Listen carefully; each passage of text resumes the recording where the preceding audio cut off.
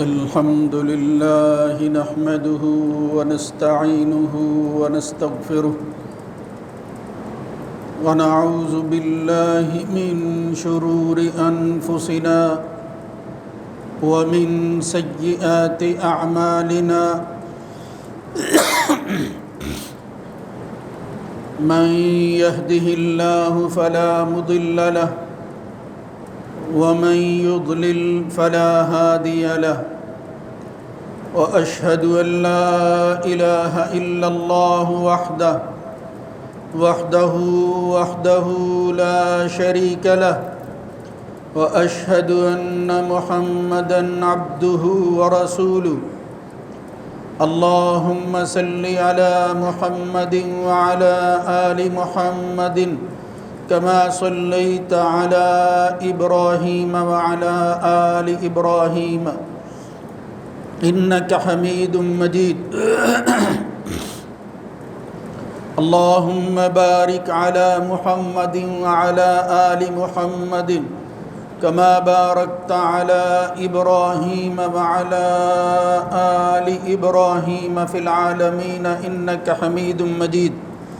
أما بعد فإن خير الحديث كتاب الله وخير الهدى هدى محمد صلى الله عليه وآله وسلم وشر الأمور محدثاتها وكل محدثة بدعة وكل بدعة ضلالة وكل ضلالة في النار رب أعوذ بك من همزات الشياطين من همزه ونفخه ونفثه يا أيها الذين آمنوا اتقوا الله حق تقاته ولا تموتن إلا وأنتم مسلمون يا أيها الناس اتقوا ربكم الذي خلقكم من نفس واحدة وخلق منها زوجها وبث منهما رجالا كثيرا ونساء واتقوا الله الذي تساءلون به والأرحام إن الله كان عليكم رقيبا يا أيها الذين آمنوا اتقوا الله وقولوا قولا سديدا يصلح لكم أعمالكم ويغفر لكم ذنوبكم ومن يطع الله ورسوله فقد فاز فوزا عظيما رب اشرح لي صدري ويسر لي أمري واحلل عقدة من لساني يفقهوا قولي قل يا عبادي الذين أسرفوا على أنفسهم لا تقنطوا من رحمة الله إن الله يغفر الذنوب جميعا إنه هو الغفور الرحيم وأنيبوا إلى ربكم وأسلموا له من قبل أن يأتيكم العذاب ثم لا تنصرون واتبعوا أحسن ما أنزل إليكم من ربكم من قبل أن يأتيكم العذاب بغتة وأنتم لا تشعرون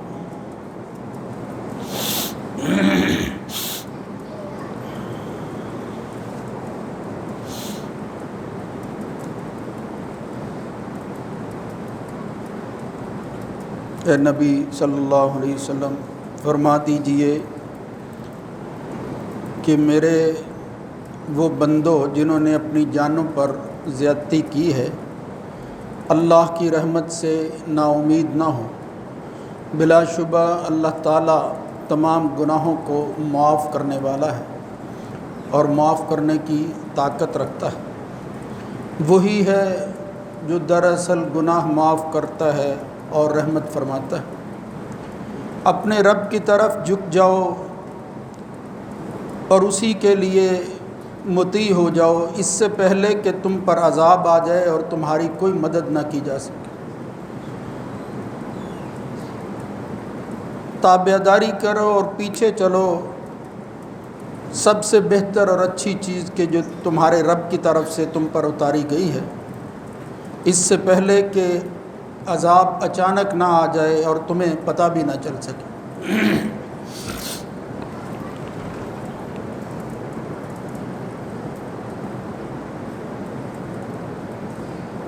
اللہ رب العزت کی حمد و ثنا کے بعد درود و سلام سید المرسلین سید ولد آدم خاتم النبیین جناب محمد الرسول اللہ صلی اللہ علیہ وآلہ وسلم کی ذات گرامی پر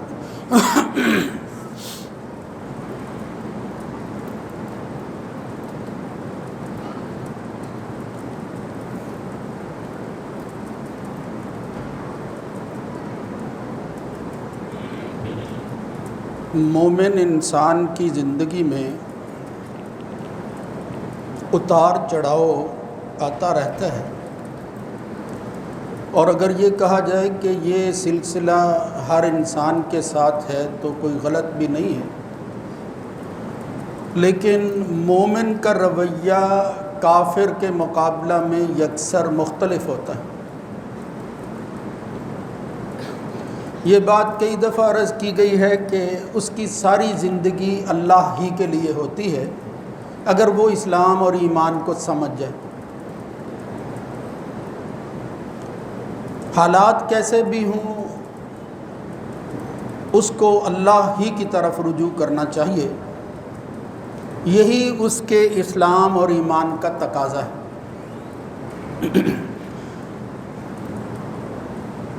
مگر وہ زندگی جو آزمائش کی زندگی کہلاتی ہے، اس میں بعض دفعہ اللہ کی طرف سے شدت آ جاتی ہے، سختی ہوتی ہے،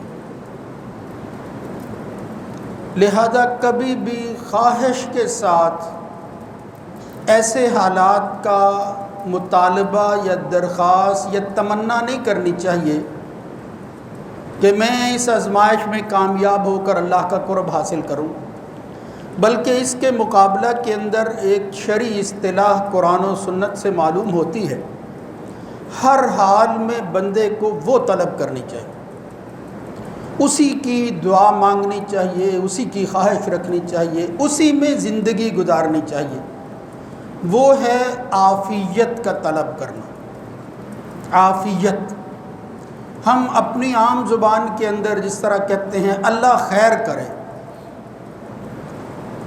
دکھ، مصیبت، مرض، آزمائش، بلا، یہ جتنی بھی چیزیں ہیں ان سے نکلنا، ان سے شفا حاصل کرنا، وہ عافیت کہلاتا ہے۔ ایک ہے مرض، انسان کو جسمانی اعتبار سے کوئی عارضہ لاحق ہو جاتا ہے، اس کے اسباب کا پتہ چلا کر بندہ علاج کرنے کی کوشش کرتا ہے،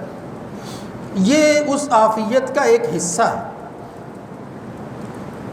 مگر اس کے مفہوم کو جب وسعت دی جائے اور سمجھا جائے تو معلوم ہوتا ہے کہ قلبی اور دلی اعتبار سے بعض دفعہ بندہ پریشان ہوتا ہے، حالات کچھ ایسے آ جاتے ہیں کہ جو اس کے بس میں بھی نہیں ہوتے، اگرچہ اس کی کرتوتوں کا نتیجہ ضرور ہوتا ہے، لیکن وہ پریشان ہوتا ہے کہ اب میں ان کا سامنا کیسے کروں۔ آج ہم جس ماحول میں رہ رہے ہیں، بالخصوص ہمارے خطہ کے اندر اور اس ملک میں اس وقت جو خلفشار، بے چینی، انسرٹینٹی جسے کہتے ہیں، پتہ نہیں کیا ہو جانا ہے، یہ صورتحال ہے جو چھائی ہوئی ہے۔ ہر دوسرا بندہ وہ پریشان ہے، اپنی کہانیاں سناتا ہے، کوئی نہ کوئی مسئلہ بیان کرتا ہے، اور پھر نتیجہ یہ نکالتا ہے کہ مجھے سمجھ نہیں آتی میں کیا کروں۔ یہ یقیناً ایسا ہی ہے، ایسا ہو جاتا ہے۔ لیکن اب مسلمان کو، مومن کو کیا کرنا ہے؟ یہ جو میں نے آیات اس وقت تلاوت کی ہیں، یہ تو بلا شبہ کافروں کے بارے میں ہے، یعنی ان کو بھی سوچ آ گئی کہ اگر ہم اس ایمان اسلام کو قبول کر لیں تو پھر ہماری پہلی زندگی کا کیا بنے گا۔ تو اللہ رب العزت نے فرمایا کہ مایوس ہونے کی ضرورت نہیں ہے، خواہ انسان نے کتنا ہی ظلم کیوں نہ کیا ہو، اللہ تعالیٰ بڑا غفور ہے، بڑا رحیم ہے، اس کی رحمت کی کوئی حد نہیں ہے۔ صرف آپ اپنا رخ بدلے تو صحیح، اس کی طرف آئیں تو صحیح، پھر حالات اس پر چھوڑ دیں، اپنی کوشش تدابیر اختیار کر لیں۔ یعنی یہ نہ بندہ کہے کہ اب میں تو کچھ کر ہی نہیں سکتا، یہ بھی ایک مایوسی کی صورت ہے۔ اگر انسان اسی پر توکل کر کے یہ کہے میں کچھ نہیں کر سکتا، اس کا یقین بن جائے، یہ تو کفر ہے۔ اس لیے کہ وہ یہ کہتا ہے کہ شاید یہ جو کچھ بنتا ہے یا بدلتا ہے، اس میں جو بگاڑ آتا ہے یہ شاید اس کی وجہ سے ہے، یعنی وہ لاتا ہے، وجہ تو وہ ہو سکتا ہے لیکن یہ ہے کہ وہ لاتا ہے، نہیں، یہاں جو کچھ ہوتا ہے اللہ کے حکم سے ہوتا ہے۔ یہ یقین کامل ہو جانا چاہیے کہ ایک ذرے کی حرکت بھی اللہ کے حکم اور فیصلے کے بغیر نہیں ہے۔ اس میں انسان کے لیے پھر جو آزمائش آ جاتی ہے اس کی تمنا نہیں کرنی چاہیے۔ کیا مانگنا چاہیے؟ اے اللہ ہمیں ان تمام مسائل سے جو پریشانی اور تکلیف کا سبب ہیں ان سے نکال کر اپنی جناب میں لے لے۔ جس طرح کوئی بندہ کہتا ہے کہ یہ بچہ اب اس کو کوئی گود لے لے تو بہتر ہے، بالکل اسی طرح وہ جو اللہ کے لائق ہے، میں یہ بات کہنا چاہتا ہوں کہ اللہ تعالیٰ اپنے آپ میں اپنی جناب میں سب کو لے لے، اس کو عافیت کہتے ہیں۔ رسول اللہ صلی اللہ علیہ وسلم غزوات میں سے بعض غزوات میں، یعنی ایک سلسلہ چل رہا تھا، دشمنوں کے ساتھ مقابلہ تھا، کہ ایک دن صبح حضور نے لوگوں سے خطاب کرتے ہوئے مخاطب ہو کر کہا، میرے ماننے والوں، اے اصحاب، لا تتمنوا لقاء العدو، ہم اللہ کے راستے میں سب سے عظیم نیک کاموں میں سے سب سے بڑا کام کرنے کے لیے نکلے ہوئے ہیں، لیکن میں تمہیں ایک نصیحت کرتا ہوں کہ کبھی بھی اس کام کی خواہش نہ کرنا کہ دشمن ہمارے مقابلہ میں ہو، ہم دشمنوں کے مقابلہ میں، لا تتمنوا لقاء العدو، یعنی حالات کی نارمیلٹی جو ہے اسی پر اتفاق کرنا، اس کو بدلنے کے لیے اپنی طرف سے ایسی خواہش نہ کر دینا کہ جو تمہارے لیے آزمائش کا سبب بن جائے اور اس میں سے نکلنا مشکل ہو جائے۔ رسول اللہ صلی اللہ علیہ وسلم نے فرمایا لا تتمنوا لقاء العدو، کیا کرو؟ واسألوا اللہ العافیہ، ہر حال کے اندر اللہ سے عافیت طلب کرو، اللہ کی جناب جو ہے اس کا تقاضا، اس کی تمنا، اس کی دعا اور درخواست کرتے رہو، یا اللہ ہمیں اپنی آغوش میں لے لے، یہ دعا کرنی چاہیے۔ لیکن ساتھ ہی کہا یہ اس میں کوئی شک نہیں کہ یہ کام بہت بڑا ہے، وَاعْلَمُوا أَنَّ الْجَنَّةَ تَحْتَ ظِلَالِ السُّيُوفِ، یہاں تو جو مقصد ہے انسان کی، مومن کی زندگی کا، یہ جنت کا حصول، وہ بالکل تلواروں کے سائے میں جنت ہے ہی، لیکن فرمایا کبھی بھی دشمن سے مڑ بھیڑ کرنے کے لیے، مقابلہ کرنے کے لیے یہ جو کیفیت پیدا ہو جاتی ہے جس میں انسان جو ہے وہ عام حالت سے نکل جاتا ہے، اس کی خواہش نہ کرنا۔ اس کا یہ ہرگز مطلب نہیں ہے، کوئی شخص یہ سوال کر سکتا ہے کہ پھر جہاد کی طلب ہی نہ کرے، تمنا رکھے، نہیں، یعنی جب آ جائے وہ اور بات ہے، مگر اپنی طرف سے کہے بندہ، یہ نہیں ہے۔ اس لیے میرے بھائیوں، یہ پہلی بات تو یہ ہے کہ بندے کو اپنی تدابیر کے ذریعے مشکل حالات سے بچنے کی کوشش کرنی چاہیے۔ اب اس کی وجہ سے یا اجتماعی طور پر ایسے حالات کا سامنا کرنا پڑ جائے، پھر کیا ہے؟ پھر وہی جو نبی کریم صلی اللہ علیہ وسلم نے فرمایا تھا کہ وَاصْبِرْ، پھر ڈٹ جانا ہے، پھر اسلام اور ایمان پر قائم رہنا ہے۔ بڑا سادہ سا نسخہ تجویز کیا محمد الرسول اللہ صلی اللہ علیہ وآلہ وسلم نے۔ اللہ کے رسول نے فرمایا من اصبح منکم فی سربہ، من اصبح منکم آمنا فی سربہ، ایک شخص ہے صبح کرتا ہے، دن کا آغاز کرتا ہے اپنے اہل و عیال میں بغیر خوف کے، خوف نہیں ہے، امن کی حالت میں ہے، معافن فی جسدہ، اس کا جسم عافیت میں ہے، کسی بیماری وغیرہ میں مبتلا نہیں ہے، اور پھر حالت کیا ہے اس کی؟ عندہ قوت یومہ، ذرا یہ غور کرنا اس حدیث پر، ہم جو مارے پھرتے ہیں، ایمان کا تقاضا، دین کا نسخہ کیا ہے؟ رسول اللہ صلی اللہ علیہ وسلم نے فرمایا صبح اپنے گھر میں امن کی حالت میں صبح کر لے، جسم اس کا صحت مند ہو، اور پھر ایک دن کی روزی اس کے پاس موجود ہو، شام تک وہ کیا کھا سکتا ہے، بس یہ اگر اس کے پاس موجود ہو، حیزت لہ الدنیا بحذافیرہا، محمد الرسول اللہ صلی اللہ علیہ وسلم نے فرمایا ساری کی ساری دنیا تمام اطراف اور کونوں سے اکٹھی ہو کر اس کے پاس جمع ہو گئی ہے، فکر کرنے کی ضرورت نہیں۔ اب آپ اندازہ کریں ہم کہاں کھڑے ہیں، ہم کیا سوچتے ہیں، کیا پلاننگ بناتے ہیں۔ یعنی اللہ کی تدابیر، اس کے فیصلے، اس پر چھوڑنے کے بعد اپنی کوشش کرنی چاہیے بندے کو، لیکن اللہ تعالیٰ کا فضل جو ہے اس کی طلب کرنی چاہیے، دعا مانگنی چاہیے، ورنہ یہ سب کچھ وسائل کی بہتات اور فراوانی ہر طرف جو ہے وہ انسان کو نظر آتی ہے، مگر اللہ کا فیصلہ آ جاتا ہے بغتۃ وانتم لا تشعرون، اچانک ایسا کچھ ہو جاتا ہے کہ زمین بوس ہو جاتی ہے ساری چیز، مگر انسان کو پتہ ہی نہیں چلتا۔ وانتم لا تنصرون، تمہاری کوئی مدد ہی نہیں کر سکتا۔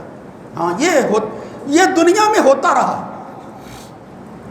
اس دنیا کے اندر اس امت محمد پر جو احسان ہے وہ اس طرح یہ عذاب کی شکل خدا نخواستہ تو نہیں ہے، لیکن فتن، زلازل، یہ وقتی طور پر جو ہے وہ پریشانیاں یہ تو اس امت میں آئیں گی، اس قوم کو جھیلنا ہوگی۔ میں ہرگز یہ نہیں کہتا کہ اس کے ذمہ داروں سے آپ اپنی نگاہ اٹھا لیں، بلکہ ان کے ظالموں کو سمجھو جنہوں نے یہ حالات پیدا کیے،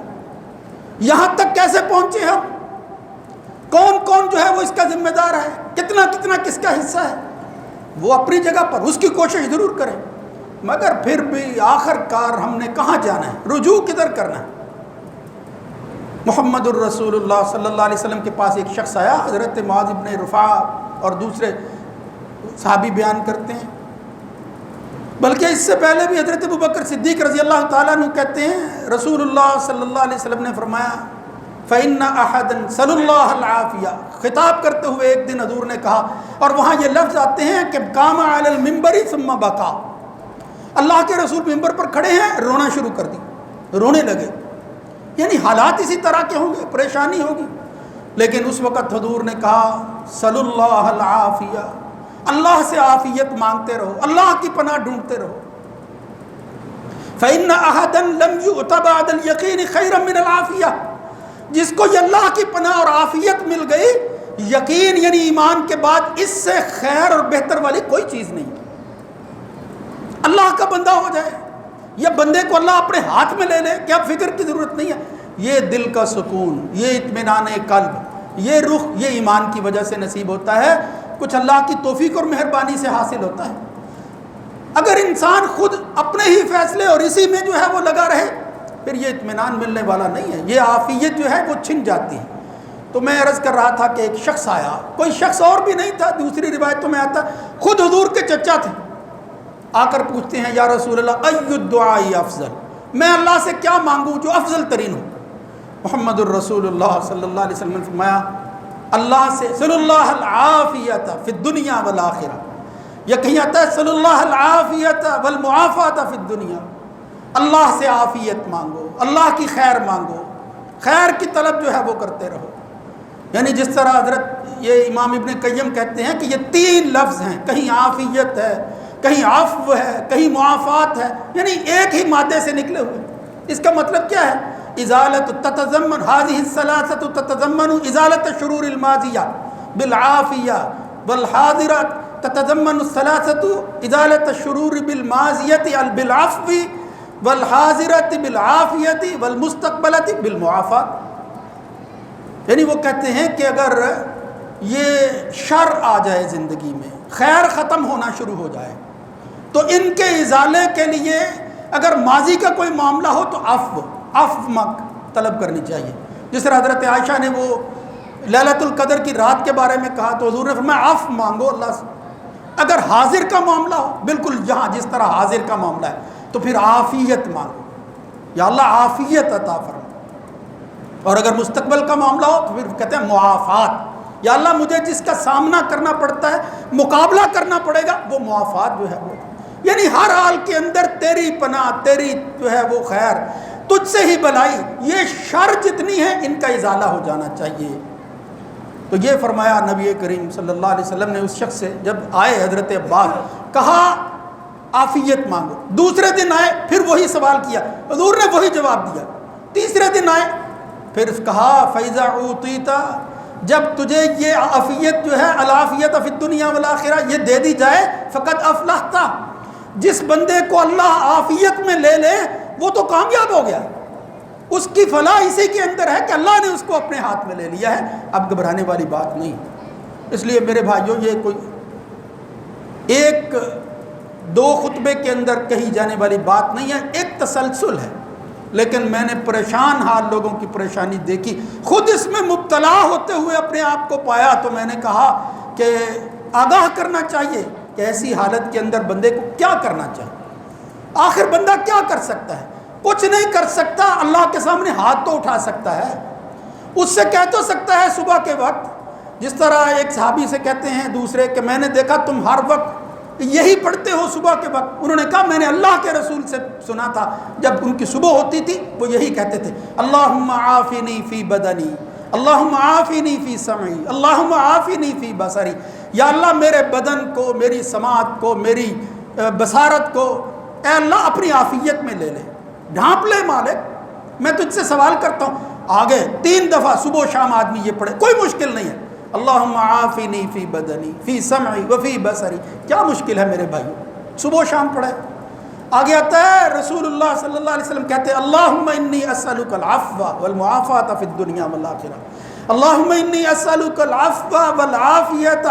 فی دینی و دنیای و اہلی و مالی۔ کیا جامع الفاظ ہیں۔ یا اللہ میں عافیت چاہتا ہوں اپنے دین کے بارے میں، اپنی دنیا کے بارے میں، اپنے اہل کے بارے میں، اپنے مال کے بارے میں، مجھے بتاؤ اب کیا رہ گیا ہے اس میں؟ یعنی باقی کیا ہے کہ جس کو آدمی چاہتا ہے کہ یہ ہو جائے، اس میں میرے لیے خیر آ جائے۔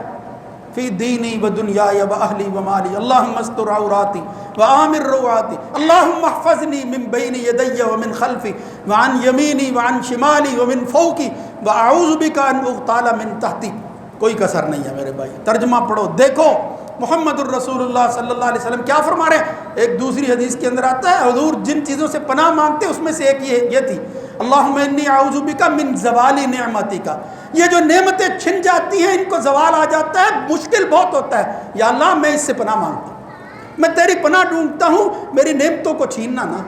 وتحول عافیتک، یہ جو تیری عافیت، یہ جو تیرا سایہ تھا یہ اٹھنا نہیں چاہیے، یہ بدلنا نہیں چاہیے۔ وفجاعت نقمتک، بالکل انہی آیتوں کے مطابق وہ حدیث ہے۔ اچانک سزا مل جانا، اچانک جو ہے وہ فیصلوں کا تبدیل ہو جانا۔ وجمیع سخطک، یا اللہ ایسا نہ ہو جائے کہ تو میرے سے ناراض ہو جائے، میں تیری ناراضگی، میں تیرے رخ کا پھر جانا، تیری طرف سے کسی ایسے کا فیصلہ ہو جانا کہ مجھے تیری ضرورت پرواہ نہیں ہے، تو کون ہے؟ مگر اللہ اگرچہ ایسا نہیں کرتا، لیکن خدا نے خواستہ بندہ اپنی گمراہیوں کی وجہ سے، اپنی کرتوتوں کی بنا پر، اپنی غلطیوں کی وجہ سے اس حد تک چلا جائے کہ اللہ رخ پھیر لے، پھر کون ہے جو اس کی طرف توجہ کر سکتا ہے؟ اس لیے میرے بھائیو، ہر حال کے اندر محمد الرسول اللہ صلی اللہ علیہ وسلم نے اپنے چچا جو باپ کی جگہ پر ہیں ان سے بھی کہا عافیت مانگو، کامیابی چاہتے ہو اللہ کی پناہ ڈھونڈو، صبح و شام کے اذکار کرو، یہی مانگو، یہی پڑھتے رہو، اسی کے اندر جو ہے وہ خیر ہے، اسی کے اندر اللہ تعالیٰ نے تمام تر بھلائیاں اکٹھی کر رکھی ہیں۔ ان پریشانیوں کا حل یہی ہے، وَلَنَبْلُوَنَّكُمْ بِشَيْءٍ مِّنَ الْخَوْفِ وَالْجُوعِ وَنَقْصٍ مِّنَ الْأَمْوَالِ وَالْأَنفُسِ وَالثَّمَرَاتِ، اللہ آزماتا تو ہے بھی، لیکن میں پھر یہ بات دہرا دوں، ذمہ داروں کو معاف نہیں کرنا چاہیے، خبردار رہنا چاہیے کہ یہ ہوا کیا، لیکن جو بھی ہو جائے پھر اس کے بعد منزل رکتی نہیں ہے، مومن آگے بڑھتا ہے۔ اب مجھے کیا کرنا ہے آگے، جو ہے وہ حالات کیسے ہیں، شکوہ شکایت، اور پھر اس کے ذریعے خدا نہ خواستہ اللہ پر کوئی ایسی بات کہ اللہ نے ہمارے دن پھیرنے ہی نہیں ہے، نہیں، یہ نہیں ہے، وہ بڑی ذات ہے، وہ مہربان، ہم تو غلام ہیں، مالک جو چاہے فیصلہ کرے۔ اس لیے غلامی کا تقاضا یہ ہے کہ غلام عاجز بن کر جھکے تو صحیح اس کے سامنے، پھر مالک جو ہے اس کو مہربانی آ جاتی، اس کو ترس آ جاتا۔ بس میرے بھائیوں، ہر حال کے اندر جب بھی ایسی سوچ آئے، یہ دعا کرتے ہوئے ہاتھ اٹھایا کرو، یا اللہ مجھ پر ترس کر لے، یا اللہ مجھ پر مہربانی فرما، یا اللہ ایسے حالات پیدا فرما کہ جس میں تیری عافیت ہو، دنیا اور آخرت کی بھلائیاں اکٹھی ہو جائیں میرے مقدر کے اندر۔ اللہ تعالیٰ اس مسئلے کو سمجھنے کی توفیق نصیب فرمائے، عافیت نصیب فرمائے۔ اللہم انا نسألک العفو والمعافاة فی الدنیا والآخرہ، دنیا اور آخرت کی جتنی بھی چیزیں ہیں۔ محمد الرسول اللہ صلی اللہ علیہ وسلم نے ایک شخص سے کہا جس نے کہا یا اللہ مجھے دنیا میں ہی سزا دے لے، اللہ تعالیٰ نے اس کو چڑی بنا دیا، یعنی چڑیا تک کمزور کر دیا۔ حضور نے فرمایا یہ دعا کیا کرو، ربنا آتنا فی الدنیا حسنۃ، یہ نہ کہنا کہ آخرت میں بہتر ہو یہاں سزا مل جائے، اور کبھی خواہش نہ کرنا سزا کی، اللہ کی پکڑ آ جائے کوئی نہیں بچے گا۔ وَلَوْ يُؤَاخِذُ اللَّهُ النَّاسَ بِمَا كَسَبُوا مَا تَرَكَ عَلَى ظَهْرِهَا مِن دَابَّةٍ، اگر اللہ ہمارے کرتوتوں پر پکڑنے لگے کبھی نہیں چھوٹیں گے۔ اس لیے میرے بھائیو عافیت مانگو، عافیت طلب کرو، ہر حال کے اندر اللہ کی عافیت ڈھونڈو۔ اللہ رب العزت اس کو سمجھنے کی توفیق نصیب فرمائے، اور اپنی جناب میں جو ہے وہ ہمیں پناہ، وہ خیر اور بھلائی جتنی بھی ہے اس کو اکٹھا کر دے ہمارے مقدر کے اندر۔ اقول قولی ھذا استغفر اللہ لی ولکم ولسائر المسلمین۔